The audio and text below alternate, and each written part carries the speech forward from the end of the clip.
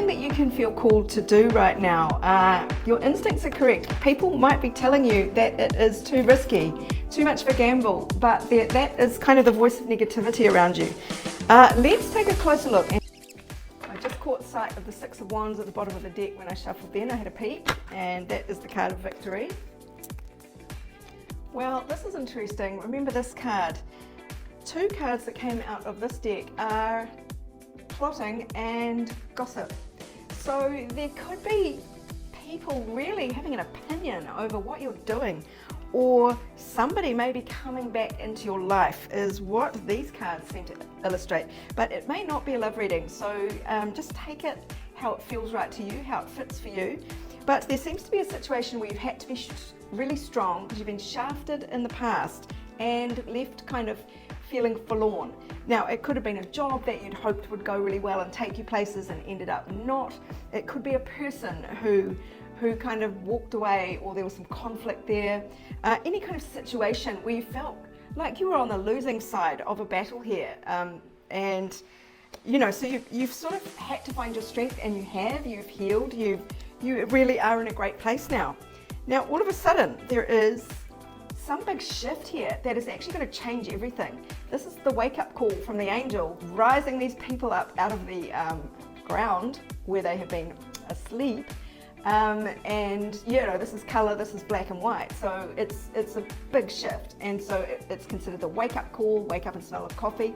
But to me, this feels like, because the Chariot is right next door, speed, action, and even travel, movement, that something is going to speed in, that is going to really shift everything. And it looks like a partnership of some sort, or a choice. And of course, yeah, could be romance here. So what does the universe want you to know about this? Because on one hand, we got the childhood card of innocence and freedom, and it's sort of like a clean slate. Kids, you know, they just expect the best. And that they go into everything with enthusiasm and naivety, if you like, because they haven't been burnt, hopefully, yet by this point, by life.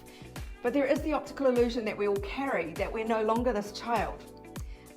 Because we've been burnt, it's kind of seeing through the pain of the past, and either making sense of it in whatever way you need to make sense of it.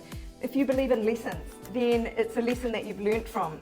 If you believe in that it's sort of a strengthener to hone you for battle, or to, you know, strengthen you in any way, then that's what you can reframe any past pain. You can make sense of it, and you have. So now it's time to let go of the optical illusion that is all life is, and get back to this carefree trust and hope. Because remember, your instincts are correct, so something's coming in for you that is going to feel very good. And people might think you're mad. Oh, you're crazy to go back to that person. Obviously, don't go back if they're toxic, abusive, all that shit. There is a lot of gossip or fear of being judged, and the judgment card's right there. So maybe that's what's holding you back, fear of judgment. You don't really want to live your best life because of what you think people, you know, of this gossip that might be around you. Okay, so what do you need to lean away from in this situation? And what do you need to lean towards? Okay, here we go. I love it. Lean away from doing things by the book, doing what's expected, the old-fashioned thing, the official thing. You know, chuck in the career that you didn't really want, but are kind of stuck in the treadmill of the cubicle madness. Anything that is like an official, prescribed path, you know, what everyone says is the sensible option, get rid of it. Lean towards the Tower, sudden, shocking wake-up calls. Your wake-up call is coming in for the better. So anything where things change rapidly, it might even throw you for a loop, and you might have everyone going, oh no, what you should do is this and that, and gossip, and people trying to, the card here was plotting. It's sort of trying to logic your way out of a situation, or just with the gossip card, it just gives me an icky vibe of people weighing in on your business where they have no business being. So yeah, this is a big moment of change, of wake up, and it is leading you forward. Now, what?